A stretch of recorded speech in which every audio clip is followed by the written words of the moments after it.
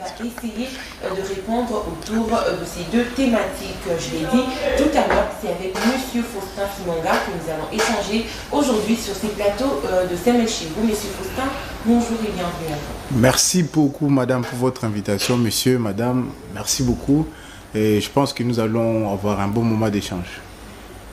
Ok, alors avec moi, Nathan Kianta pour la présentation de cette émission. Nathan, bonjour et bienvenue à toi. Bonjour Madame Tania, bonjour à Monsieur Faustin, et bonjour également aux téléspectateurs de Semel chez vous. Merci de la confiance renouvelée à la chaîne de l'excellence et du professionnalisme. Très bien. Alors, Monsieur Faustin, dites-nous un peu comment se porte le parti LGD. Les partis politiques LGD se portent très bien. Le parti politique LGD, présidé par Augustin Matata Ponyo-Mapon, géré au quotidien par le camarade Franklin Chamala, que je salue en passant, et se porte très bien. Le parti politique LGD a atteint le seuil de recevabilité au niveau des élections de la députation nationale, au niveau des élections de la députation provinciale, et vous comprenez là que la santé du LGD est au beau fixe et le parti politique LGD est en très bonne santé. Alors, est-ce que le procès Boukangalonzo, qui ne veut pas du tout lâcher votre président, je parle bien sûr du sénateur Matata Ponyo, essaie un tout petit peu de déranger le fonctionnement de votre parti? Non, mais les procès, si vous voulez l'appeler procès, nous on voit qu'il y a de l'acharnement politique. Si vous dites que l'acharnement politique ne nous fatigue pas, on vous dira non, l'acharnement politique ne nous fatigue pas. Et d'ailleurs, c'est en train de nous requinquer dans nos convictions. Et nous croyons que on jette les pierres qu'à une mangue mûre. Matata Ponyo a les idées mûres, c'est comme ça qu'on les jette des pierres, tout ça pour les cueillir. Et vous savez que le procès dit de Boukangalonzo, ce procès est juste une stratégie politique de l'Union dite sacrée qui veut à tout prix écarter Augustin Matata Ponyo-Mapon de la course à la présidence. Et je pense que les Congolais qui nous suivent constatent avec nous que au plus en plus l'Union sacrée échoue dans sa démarche. Matata Ponyo, on lui disait qu'il n'allait pas atteindre les seuils avec son parti politique, nous avons atteint les seuils. On lui disait qu'il n'allait pas pouvoir déposer sa candidature, on a déposé en tout premier la candidature, et vous comprenez que malgré les stratégies maléfiques de l'Union dite sacrée, rien ne marche. Et nous continuons à pouvoir nous affirmer dans les microcosmes de partis politiques parce qu'aujourd'hui, le LGD, avec un an d'existence, nous avons réussi à nous hisser dans le top 5 des partis politiques en RDC. Et vous comprenez là que nous sommes en train de titiller le grand parti politique traditionnel de ces pays parce que nous sommes résolument tournés vers un développement axé sur les leaderships et la gouvernance de qualité. Donc, la santé du parti est très bonne, nous sommes en très bonne santé, vous pouvez le voir par la cravate rouge qui est portée par plusieurs Congolais. Nous avons remarqué une mobilisation spontanée autour de la CENI le jour où le camarade président national Augustin Matata Ponyo est parti déposer sa candidature. Vous comprenez là que les Congolais qui croient au leadership et la gouvernance de qualité sont résolument tournés vers les élections de décembre 2023. Notre candidat est formellement candidat, il va gagner les élections prochaines. Alors pourquoi dites-vous qu'il s'agit de l'acharnement à l'égard du sénateur Matata Ponyo alors que la justice dit faire son travail? Ah mais la justice fait son travail, vous croyez madame?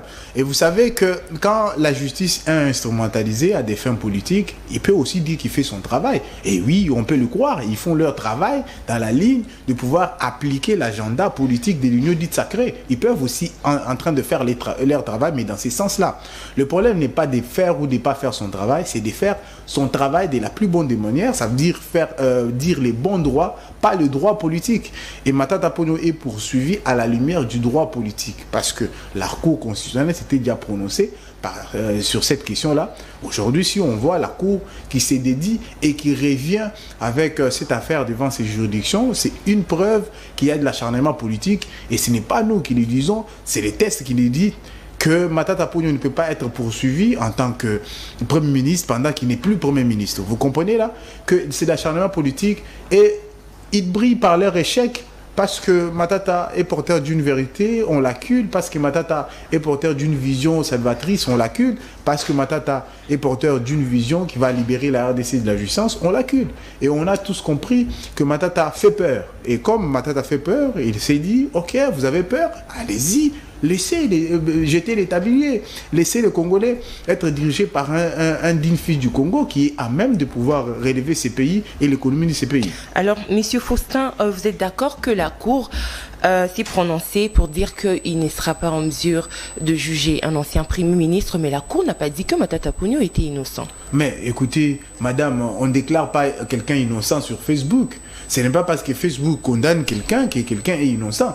Vous comprenez qu'il y a une double guerre sur cette affaire de Bukangalozo. Il y a la guerre médiatique, il y a la guerre politique. Et vous comprenez que quand le camp de l'Union dite sacrée veut à tout prix condamner Matata, s'ils n'arrivent pas à le condamner sur le plan judiciaire, ils souhaiteraient le condamner sur l'opinion publique. Et vous voyez que leur stratégie, leur curseur d'attaque a changé.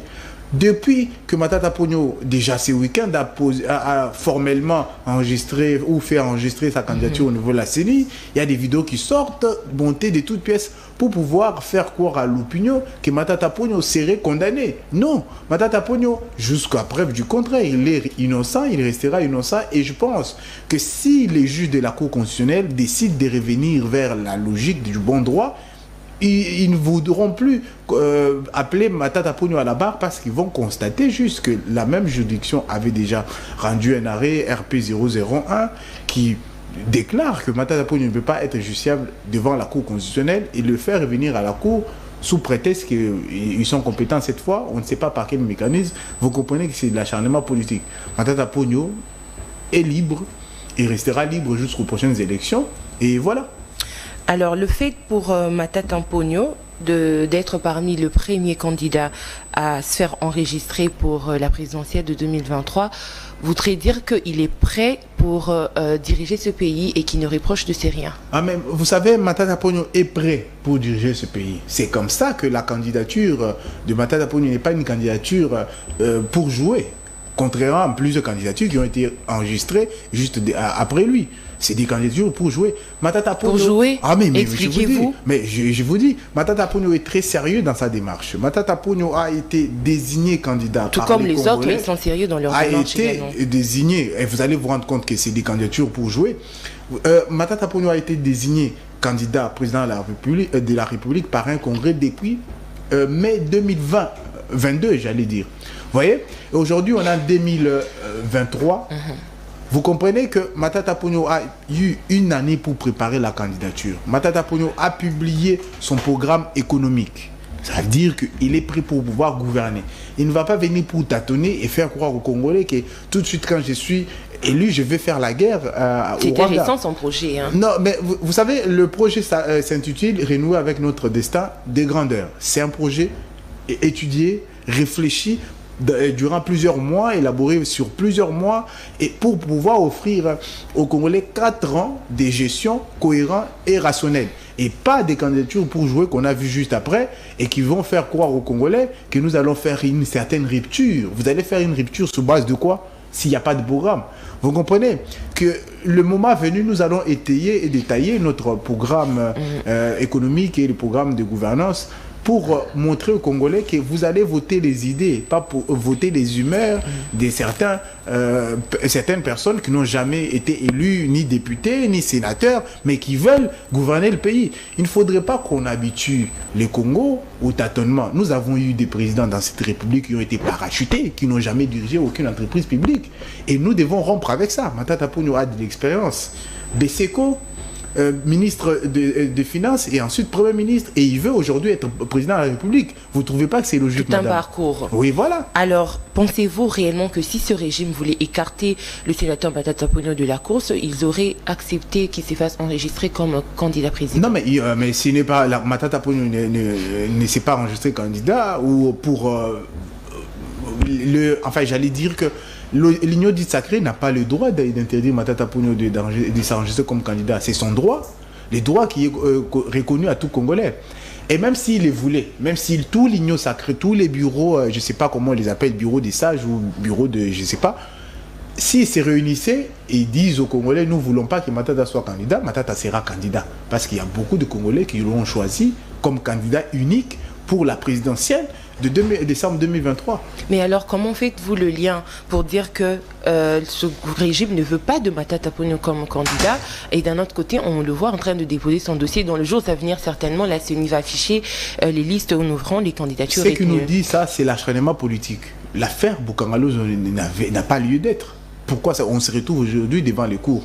Et pour on a besoin de revenir sur l'histoire, les mécanismes qui ont fait en sorte qu'on puisse valider les réquisitoires du procureur qui a été avec le Maradona du Sénat pour pouvoir trouver une brèche pour pouvoir poursuivre Matata. Vous vous rappellerez dans quelles conditions ces réquisitoires a été fait. Juste au soir de la clôture de la session, et on voit les procureurs qui viennent au niveau du Sénat déposer son réquisitoire pour que les bureaux, puisqu'il est composé en grande majorité par les membres des Unions dits sacrés, en tête, pour ne pas le citer, Barati Lugo, pour qu'il y ait membre des présidiums de l'Union dits sacrés, décide de pouvoir dire, je ne sais pas, appuyer sur quel texte légal, que Matata Ponyo n'a jamais recouvert ses immunités, pendant qu'on sait que la loi les permet de pouvoir recouvrir ses immunités tout de suite après avoir eu un arrêt de la Cour constitutionnelle dans le cas de l'arrêt RP 001. Vous comprenez là que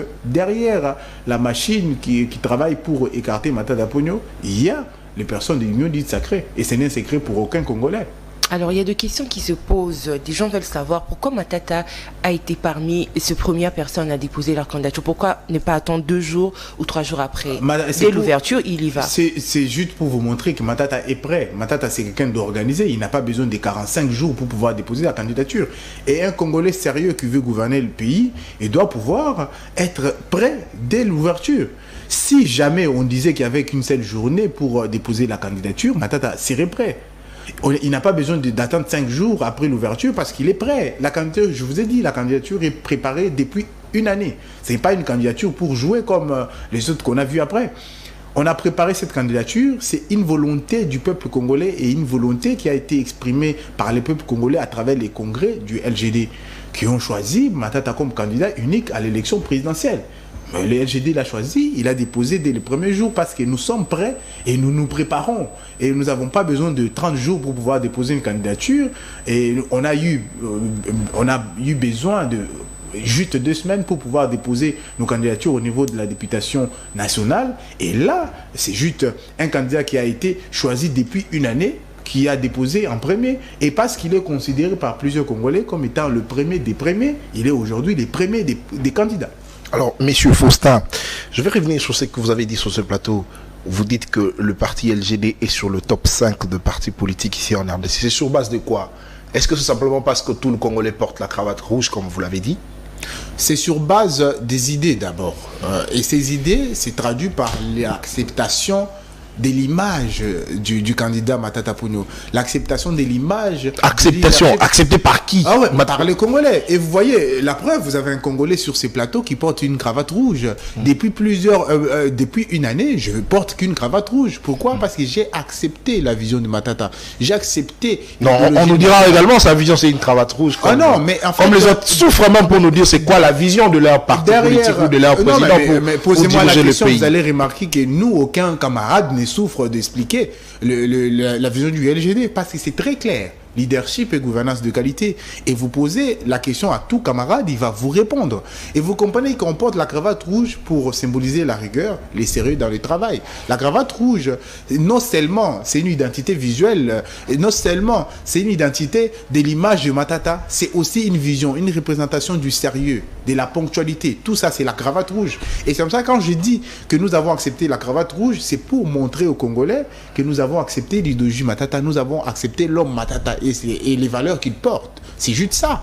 Et raison pour laquelle vous classez votre parti politique dans le top 5 aujourd'hui. Mais le parti pourtant, il y a des grands partis qui sont nés depuis très longtemps, des partis qui ont dirigé également le pays. Est-ce que c'est simplement au regard, parce que la gestion, oui, on va revenir, mais c'est sur base de quoi? Moi, j'aimerais savoir. Non, mais parce que les Congolais n'ont pas encore consommé votre programme. Et surtout que nous ne sommes pas pendant la campagne électorale, on n'a pas encore évoqué sur base des chiffres de la CENI actuelle, vous verrez que le parti politique LGD est dans le top 5. sur base de propositions politiques, vous allez voir que Matata Ponyo, avec son parti politique LGD, se positionne en top 5. Nous avons dominé les microcosmes de partis politiques en RDC. Aujourd'hui, il n'y a aucune discussion dans ce pays qui peut se faire sans le LGD. Et je l'ai dit en sachant pourquoi je le dis. Aucun parti politique ne peut titiller autant que le LGD, les microcosmes du parti politique, des partis politiques en RDC. Nous avons imposé la vision du leadership et de la gouvernance de qualité dans ce pays parce que c'est le seul rempart pour libérer le Congo de la jouissance. Vous comprenez que quand on dit que le parti politique LGD, c'est pour juste être modeste qu'on dit qu'on est dans le top 5. Et sinon, si vous partez dans le top 3, on est là. Et le parti politique LGD est porté par les Congolais. Et les valeurs du leadership et de la gouvernance de qualité, c'est affirmé par les Congolais et a affirmé la possibilité qu'il y ait le développement dans ce pays. Et ces idées-là qui continuent à s'affirmer à travers nous, à travers les habitants de Kabeya Kamanga, qui affirment encore qu'eux aussi veulent le leadership et la gouvernance de qualité. C'est comme ça même dans cette région du Kasaï, nous avons des candidats partout, même devant la maison des grands-parents du président de la République. Nous avons des candidats là-bas. Et vous comprenez que le LGD a envahi toute la République et la vague rouge domine la RDC. Alors, M. Faustin, parlons un tout petit peu de la légitimité populaire. Comme vous le dites, vous dites que Matata Ponyo a fait peur et les Congolais ont besoin de vous. Vous vous fondez sur base de quoi? Parce qu'on constate que Matata Ponyo est plus au Kindu. C'est là on peut ne serait-ce que constater sa popularité, mais pas dans d'autres provinces. Je vois de quoi vous si vous partez à Kisangani, ce n'est pas à Kindu, ce n'est pas au Maniema le Kisangani. Vous allez avoir l'impression comme si on était au Maniema. Si vous partez au Kasaï aujourd'hui, vous allez voir la présence du LGD. Et je salue. Implanter de partis, ce ne justifie pas forcément que vous avez cette popularité également. Mais vous savez, si on n'interdisait pas à Matata de pouvoir prendre des avions, on verrait la capacité de mobilisation. On nous avait dit que... Non, mais il a quitté Kindu pour Kinshasa. On l'a interdit de prendre l'avion. Mais vous savez, Matata devait aller à Kisangani. Mais le pouvoir actuel a tout fait pour l'interdire d'aller à Kisangani. Et vous savez pourquoi? Parce qu'ils savent qu'à Kisangani, c'est quasiment le bastion de Matata Ponyo. Il y a eu un communiqué qui a démenti cette information. Non, mais... on n'a jamais interdit à Matata Ponyo de quitter les sols. Mais vous savez, l'Union sacrée est habituée au mensonge. Croyez-moi, ils ne vont jamais dire la vérité. Nous savons, nous connaissons la vérité, que le président national, Augustin Matata Ponyo Mapon, devait aller à Kisangani. Il y avait même une équipe d'avance qui était déjà à Kisangani pour l'attendre. Et on l'a interdit d'y aller. Et vous comprenez qu'on est en train d'acculer Matata parce que Matata fait peur. On nous avait dit que Matata n'est pas populaire à Lubumbashi. Il est parti à Lubumbashi. Oui, je crois que vous avez vu les images. On nous dit que Matata... Et ici à Kenge, c'était dans une petite salle. Non, mais... On a vu les images également. Mais vous savez comment à Kenge, on l'a laminé. À Kenge, on l'a interdit de tenir une conférence. Matata n'était pas parti pour une activité politique. Il était parti pour une activité scientifique. Parce que lui est le rare politique qui peut écrire. Vous comprenez? C'est lui qui peut produire des idées, c'est Matata. Il est parti à Kenge. Et comme les idées font peur, et ceux qui ont voulu maintenir l'obscurantisme à Kenge ont vu la lumière de Matata qui a fait peur. Et vous pensez que Matata fait peur également face aux autres opposants? C'est lui qui fait peur. Non, mais vous savez, Matata fait peur à tous les jusseurs. Et tous ceux qui se considèrent comme étant jusseurs ont peur de Matata parce que Matata est quelqu'un qui vit avec la rigueur. Matata, si vous donne rendez-vous à 9h, il serait là à 8h59, madame. Et je suis là pour l'affirmer et l'attester. Si vous donnez rendez-vous à 10h, Matata sera là à 9h59. Et vous comprenez que ça, vous ne pouvez pas enlever à Matata. Vous ne pouvez pas enlever la ponctualité à Matata. Et aujourd'hui, si les avions sont en retard, c'est parce que Matata n'est plus Premier ministre. C'est d'ailleurs la question que je voulais même vous poser, parce qu'on l'accuse d'avoir détruit justement cette entreprise Congo Airways qui ferme aujourd'hui même. Mais vous savez... Pour des raisons bien connues, c'est vrai, mais pendant ces temps, en attendant qu'ils puissent reprendre, les Congolais ne vont pas voyager. Mais vous savez que Matata Ponyo n'était plus Premier ministre depuis 2016. Et tout ce qu'on l'impute aujourd'hui, c'est ce qui s'est fait après 2016. Vous comprenez? Non, mais les avions, quels sont les avions qu'il a laissés? Avouez que Matata a sémé les bases de la gouvernance Et même d'habitude, j'entends partout, il a sémé les maïs, il a récolté l'université. Mais en fait, permettez-moi de dire que c'est quasiment les idées abrutissantes pour le Congolais. Et je vais en venir. Vous savez, Matata Ponyo a créé Transco. Avant, Matata, Transco n'existait pas. Et les Congolais le savent. Matata a mis en place Transco. Il a créé Transco avec 4 avions. Eh bien, on accepte. On nous a dit que c'était des avions d'occasion. Il y a des compagnies. Congo Airways. Congo Airways. Il y avait 4 avions. Matata est parti. Il avait laissé 3 avions où on peut les concéder 2 avions. Les 2 avions sont où aujourd'hui? Est-ce que quand Matata était à la gouvernance au niveau de la primature, on avait des retards dans les décollages des avions? Non. Quand Matata était à la primature, est-ce qu'on avait l'arrêt de la société? Aujourd'hui, c'est honteux de voir une compagnie nationale s'arrêter juste parce qu'il n'y a pas possibilité d'entretenir les avions. On veut aller en entretien et on arrête l'entreprise. Quelle mauvaise gouvernance! Et tout ça, vous allez imputer ça à Matata. Matata n'est plus à la primature depuis 2016. Il y a 5 ans, on nous avait dit que dès qu'ils seront au pouvoir, l'Union dit sacré aujourd'hui, ils allaient acheter des avions. Combien d'avions ils ont acheté? Combien d'avions ils ont loué? Combien d'avions ils ont acheté d'occasion? Rien. Et pourquoi? Parce qu'ils ont 16 milliards de promesses et nous, à l'époque, on avait 4 milliards de budget national. C'est différent. Monsieur Faustin, vous avez dit ici que Matata a laissé 3, 4 avions. Mais monsieur Faustin, est-ce que dans un pays continent comme la République démocratique du Congo, avec une entreprise comme Congo Airways, on peut avoir 4 avions et puis se taper la poitrine? Non, mais vous savez, quand on lance une entreprise, pour ceux qui nous suivent et qui sont entrepreneurs, vous n'allez pas ouvrir tous les vannes de financement tout de suite. Il faut essayer. Il y a la phase test. Et puis ensuite, les projets continuent. Matata Ponyo a laissé 4 avions à acheter, a créé Transco. Il a laissé 4 avions. Avant, qu'est-ce que j'ai dit? J'ai parlé d'une autre réalisation de Matata en parlant de Transco. Vous comprenez qu'il y en a plusieurs. On s'en perd même. Vous comprenez qu'il a créé Congo Airways, j'allais dire. Il a laissé 4 avions. Et quand il a laissé 4 avions, c'était pour que ça soit géré. Et les mécanismes de gestion étaient mis en place et la société était viable, était même prometteur. Et non, mais avec 4 avions, ça inquiète parce que le Congo est un grand pays. Non, 4 avions. Mais en fait, si la société était bien gérée, même après Matata, on allait avoir plusieurs avions. Et la question qui devrait être posée, avec 4 avions, combien d'avions ils ont ajouté? C'est ça la question qu'il faudrait poser. Ils n'ont pas ajouté d'avions. Ils ont 16 milliards de promesses, mais ils n'ont pas acheté même un seul avion. C'est ça la vraie question. Ils n'ont pas 16 milliards de dollars, mais ils ont 16 milliards de promesses. Très bien, messieurs Faustin.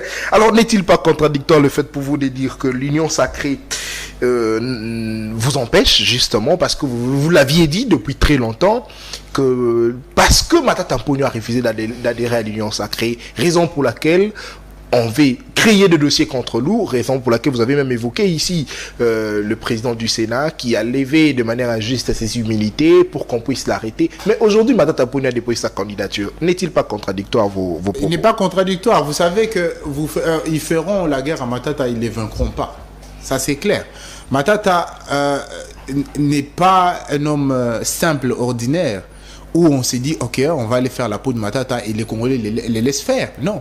Matata résiste. Matata s'affirme. Matata est aujourd'hui en train de mettre sur la table les preuves de force face à l'état de droit. Vous comprenez? Matata, même si aujourd'hui, tout l'union sacrée se coalisent pour pouvoir les combattre, ils ne vont pas vaincre. Parce qu'il a derrière lui les peuples congolais. C'est ce même peuple qui veut voir clair sur le dossier Bukanga. Non, mais le même peuple qui n'est pas instrumentalisé, le même peuple qui doit être éveillé, qui doit avoir la clarté. Vous comprenez? Le même peuple doit avoir la clarté sur le dossier RAM.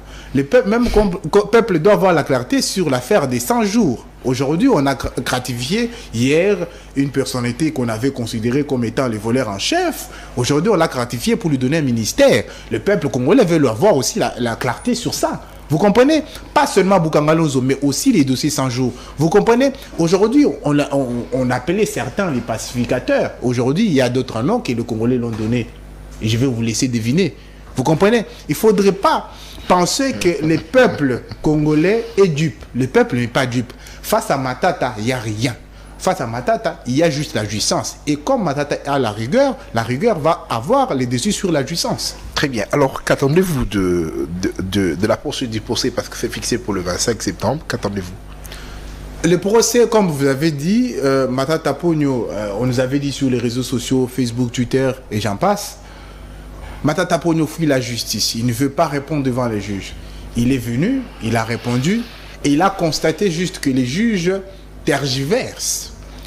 Pas des premier rapport, pas des saisines régulières de Matata Ponyo. On se dit ok, on les donne 2 semaines, ils vont saisir. Ils ont enfin saisi d'une manière régulière. On s'attendait à ce que bon ok, vous nous dites que vous avez des preuves, brandissez-nous.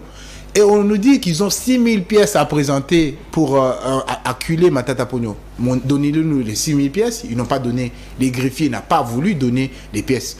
Les juges ont constaté qu'ils sont en train de tergiverser. Il a dit, ok, les avocats ont demandé 30 jours pour entrer en contact avec les pièces. Les pièces, c'est évidemment les documents que l'accusation prétend avoir. Nous attendons. Et le 25, ce n'est plus très loin. Nous allons voir comment les juges vont enfin nous dire pourquoi ils pensent que Matata Ponyo est justifiable devant leur juridiction. Donc, je vous ai dit que même si l'Union sacrée, avec tous les partis politiques se coalisent pour pouvoir mettre à terre Matata, ils ne vont pas réussir parce qu'ils sont en train d'éroder. Ils sont vraiment motivés diaboliquement pour pouvoir écarter Matata. Ils ne vont pas réussir. Les peuples congolais s'érigent à mur contre toute personne qui va vouloir écarter Matata des élections. Alors, le parti LGD a éteint le seuil. Le parti LGD a un candidat président qui a déjà déposé sa candidature. Alors, est-ce que vous pensez que pouvons-nous croire au fait que le parti LGD croit au processus électoral en cours? Mais on n'a pas besoin de croire en politique. On n'est pas dans Vous croyez à la transparence? Non, on poursuit la transparence. Nous ne sommes pas dans l'ordre de la croyance. Nous sommes dans l'ordre de ce qui est, dans le fait. Vous savez, le parti politique LGD combat les antivaleurs. Le parti politique LGD, j'allais dire, veut que les élections soient libres, démocratiques et transparentes. C'est comme ça qu'il a choisi de mener ces combats-là en étant à l'intérieur du processus. Il y a les uns et les autres qui ont choisi de mener ces combats-là en étant à l'extérieur du processus. Nous avons accepté d'être dans le processus, mais ce n'est pas comme si on va faire les lits de l'Union du Sacré. Nous savons que la stratégie derrière, puisque c'est le seul rempart pour eux de pouvoir gagner, c'est tricher. Et nous allons mettre en place des mécanismes qui vont permettre à ce que les processus soient viables. Et nous allons contraindre, s'il est faut, la CENI à organiser des bonnes élections. Mais est-ce que vous pensez qu'il y a quand même de couacs dans ce processus? On n'a pas besoin de le penser, on les constate qu'il y a des couacs. Aujourd'hui, les camps de Martin Fayulu montrent à tous les Congolais les couacs qu'il y a dans le processus. Nous aussi, on voit les couacs qu'il y a dans le processus. Et on les dit, à chaque fois qu'il y a l'occasion de pouvoir monter au créneau pour pouvoir les dire tout haut, nous les disons. Nous sommes un parti politique qui se veut participant aux institutions. Nous voulons avoir une opposition qui propose, une opposition qui est constructive. C'est comme ça que dans cette logique-là, le LGD est engagé pour les élections. Est-ce que vous voulez d'une opposition qui s'impose aussi également dans le processus? Non, mais s'imposer, on s'impose par les idées. Le LGD, je vous ai dit qu'on est aujourd'hui considéré comme étant parmi les top 5 de partis politiques forts de la République. Le LGD est parmi. Et parce qu'on veut être modeste, on arrive jusqu'à 5. Mais dans les 3 partis politiques forts de la République, le LGD est compté parmi. Vous savez, on ne s'impose pas avec les muscles, on s'impose avec les idées. Et je peux vous affirmer, puisque je suis dans le parti politique machine à idées, que le LGD a des idées. Le LGD a des propositions. Le LGD a l'offre politique qui permettra à ce que nous puissions pouvoir gagner les élections. Nous nous imposons par nos idées. Et le LGD ne s'impose pas par les vandalismes. Le LGD ne s'impose pas par l'indiscipline. Le LGD est discipliné. Vous avez vu la preuve. Nous avons déposé, il y avait une mobilisation, près d'1 million de Congolais dans les rues de Kinshasa pour pouvoir accompagner les candidats Matata Ponyo, Mapon. Il n'y avait pas eu de casse. Nous sommes disciplinés. Et comme on est porteur des idées positives, nous allons nous imposer et nous continuons à nous imposer avec les idées. Voilà. Rien qu'avec les idées. Voilà. Très bien. Alors, messieurs, dames, je rappelle que vous êtes en direct de CML 13 Télévision, en train de suivre votre magazine CML chez vous, qui est en train de changer avec monsieur Faustin Simanga. Il est cadre au sein du parti politique LGD du sénateur Matata Mponyo. Alors, nous allons prendre notre deuxième thématique. Là, nous allons parler du mandat d'arrêt provisoire contre le journaliste Stanislas Bouchakira. Il a déjà été transféré au parquet. Nous aimerions d'abord avoir votre lecture là-dessus. Vous savez, les faits sont clairs. Nous ne devons pas supporter que dans une république qui se veut démocratique, une république qui veut protéger la liberté de la presse, que nous puissions voir un journaliste dérenommé être arrêté comme un vulgaire citoyen parce qu'on veut assouvir les soifs des musulmans, des journalistes.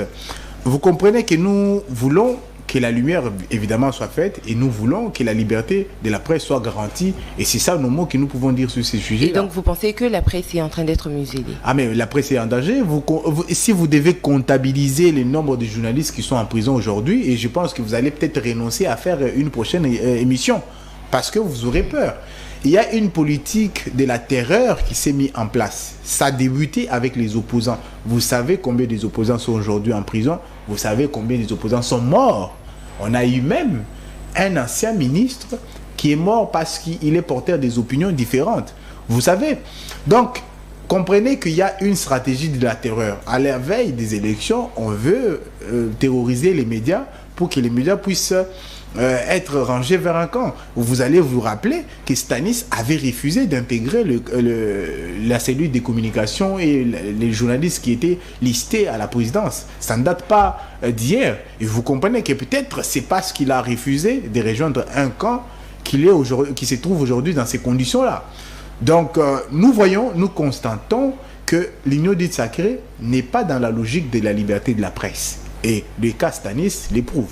Alors, s'il faut établir un parallélisme entre le régime de l'ancien président Joseph Tshisekedi et le régime en place, vous pensez qu'il y a plus musulmans de la presse en cette période ou avec le régime passé? Mais vous savez, il ne faudrait pas juste comparaison, dit-on, n'est pas raison. Et vous allez remarquer qu'il y a un camp qui a attaqué un autre en disant il n'y a pas liberté de la presse. Il y a arrestation arbitraire des journalistes. Donc on suppose qu'à leur avènement au pouvoir, ils allaient faire mieux. Et je pense même que les choses sont pires qu'avant. Justement parce qu'il n'y a aucune volonté de pouvoir apaiser les climats politiques, il n'y a aucune volonté de pouvoir décrisper les climats sociaux. Et vous constatez que nous partons crescendo de violence en violence parce que il n'y a aucune volonté politique de pouvoir apaiser la situation. Il y a eu des morts, il y a eu carnage. Après, c'est l'arrestation d'un journaliste. Il y a eu des destructions que je dirais ou qualifierais de méchantes. De pouvoir, succession d'événements, vous l'avez bien dit, entre GLM, Stanis, il y avait eu carnage. Et vous comprenez que nous ne sommes pas dans la logique d'apaisement. Il y a aussi eu la gratuité de la maternité, une bonne nouvelle.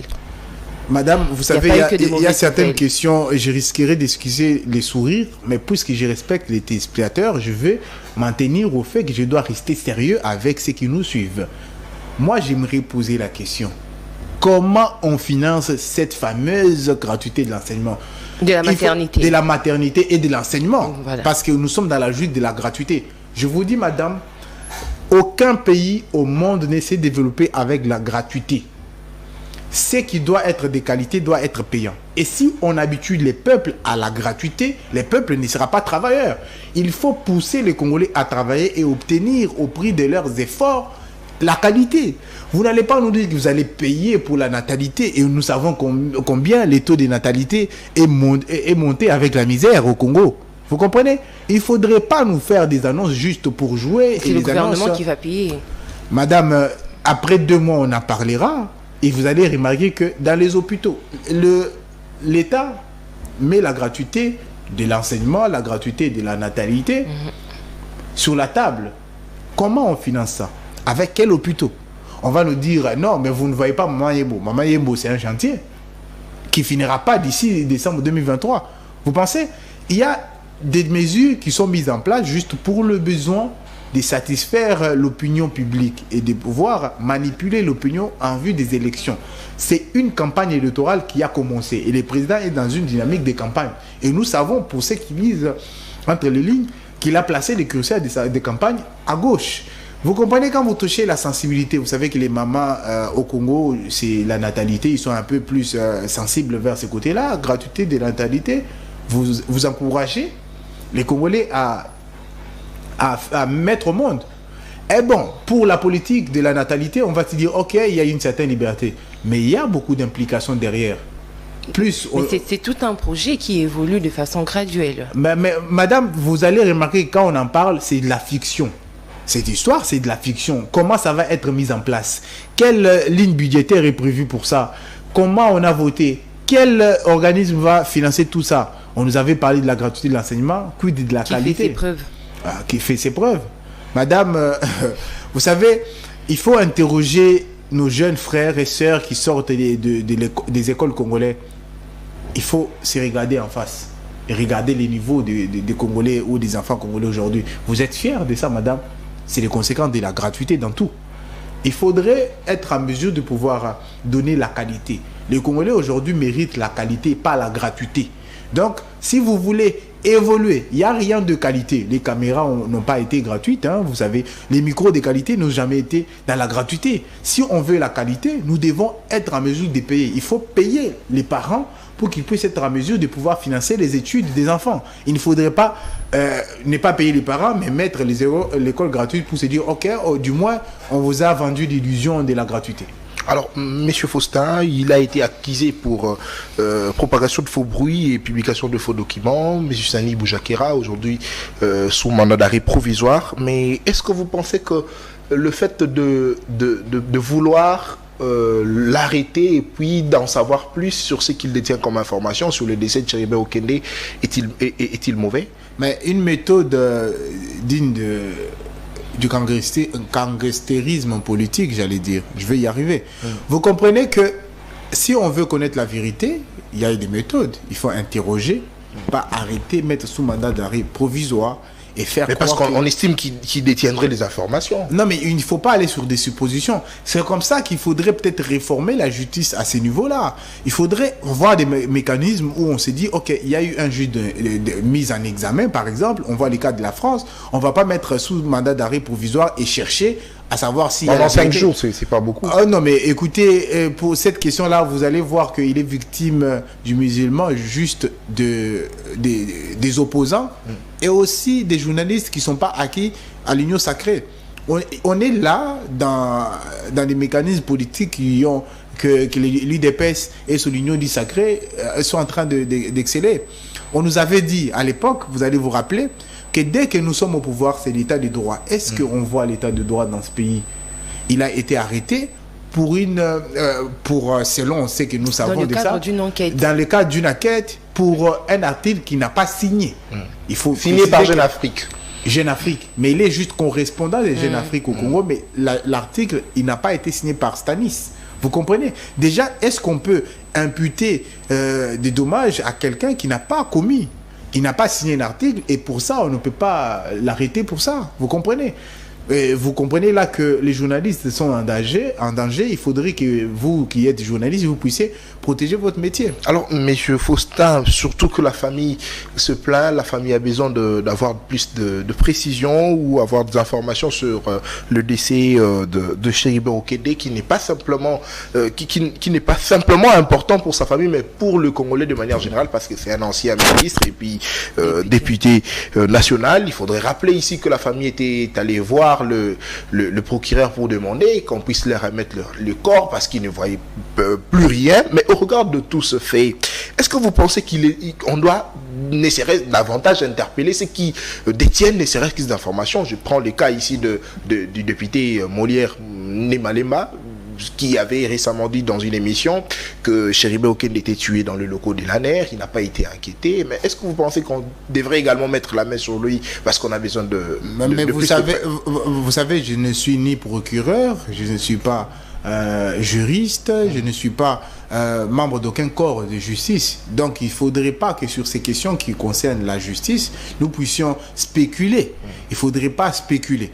Et vous savez que sur cette affaire, il y a, moi je vous dirais, je vais m'en tenir aux arguments politiques. Je vous dirais que il y a une stratégie de bouc émissarisation depuis l'avènement du président actuel au pouvoir. Les problèmes, c'est jamais eux, c'est toujours les autres. Quand il s'agit des détournements, c'est jamais eux, c'est toujours les autres. Quand il s'agit des musulmans d'opposition, c'est jamais eux, c'est toujours les autres. Et vous comprenez que la garde républicaine fait un carnage, ce n'est pas le président, c'est toujours les autres. C'est une stratégie des boucs émissaires. Vous savez, avec ça, on ne va pas faire évoluer les pays. C'est comme ça que nous voulons donner au peuple congolais une gouvernance de qualité, menée par un leadership de qualité que seul Matata Ponyo aujourd'hui incarne. Et ce n'est pas pour rien, pour revenir à Matata, parce qu'il est aussi concerné par cette instrumentalisation de la justice.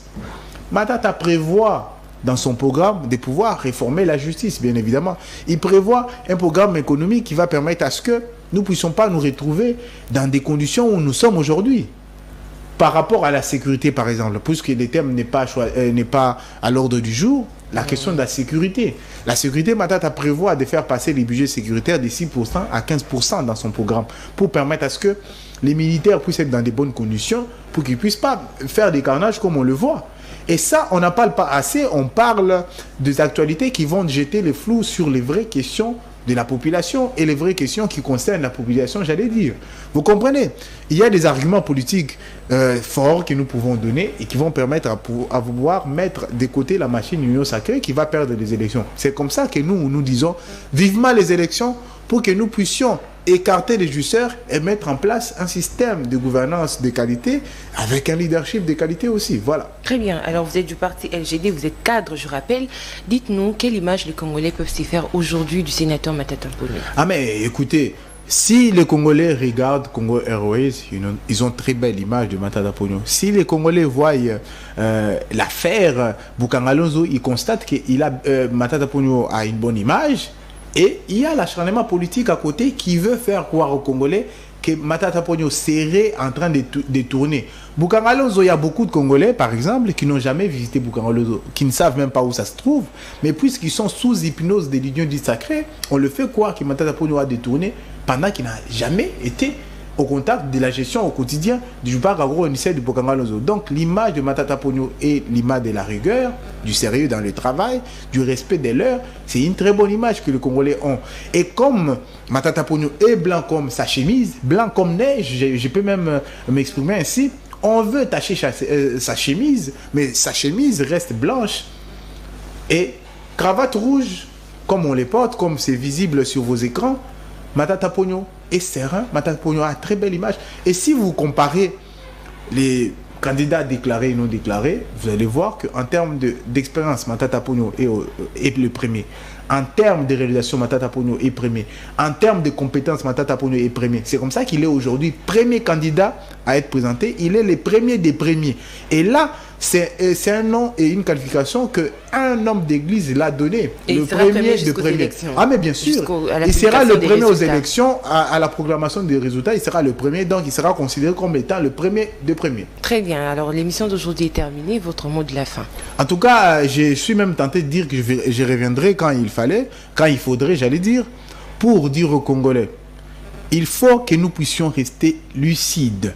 Il ne faudrait pas que dans cette période des campagnes électorales qui arrivent, nous puissions nous laisser instrumentaliser, nous puissions nous laisser détourner des vraies questions de la population. La population congolaise doit savoir que les Congolais ont déjà essayé le socialisme de l'UDPS, ça n'a pas marché. Ils ont essayé, je ne sais pas moi quoi, ça n'a pas marché. Aujourd'hui, il ne faudrait pas essayer, il faut choisir. Et ce qu'il faut choisir, c'est la gouvernance de qualité et le leadership de qualité. La seule personne, le seul candidat, le seul Congolais premier aujourd'hui dans cette matière, c'est Augustin Matata Ponyo Mapon, qui veut renouer avec notre destin de grandeur. Nous voulons que Lumumba soit content enfin de nous. Nous voulons que les pères de l'indépendance puissent considérer que les Congolais ont pris la hauteur de la grandeur de la RDC. Parce que nous voulons un Congo grand, nous voulons que le destin de grandeur du Congo, nous puissions renouer avec. Nous sommes fatigués de voir le Congo à la botte des puissances étrangères. Nous voulons que le Congo de Matata puisse être un Congo gouverné par une qualité et géré avec un leadership de qualité. Voilà. Très bien, merci beaucoup, Monsieur Faustin, d'avoir répondu à nos différentes questions. Merci également à Nathan pour la représentation de cette émission. Merci beaucoup. Merci beaucoup pour votre invitation aussi. Merci beaucoup. Alors, nous pensons que prochainement, vous serez encore nôtre pour échanger autour de différentes thématiques qui feront l'actualité. Merci à vous, mesdames, messieurs, de nous avoir suivis durant 45 minutes. L'émission d'aujourd'hui est ainsi terminée. Nous vous demandons de rester branchés au programme de votre chaîne CML13 Télévision, car le programme de l'excellence continue. Au revoir et à demain.